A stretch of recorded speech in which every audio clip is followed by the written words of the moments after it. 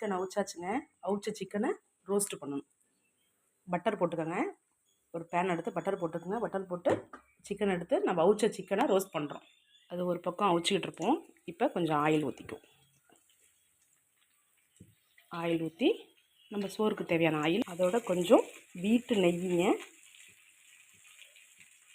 ஒரு 2 ஸ்பூன் எடுத்துக்கோங்க. தாளிப்பு, பட்டை, கிராம்பு, ஏலக்காய் அண்ட் மெழுகு அதை போட்டுக்குங்க. நல்லா பொரிஞ்சு வருது பாருங்கள். பொரிஞ்சு வந்தோடனே முந்திரி பருப்பை போட்டுக்கோங்க. முந்திரி பருப்பு நல்லா ஃப்ரை ஆகுது. அதுக்கப்புறம் திராட்சையை கொட்டிக்கோங்க.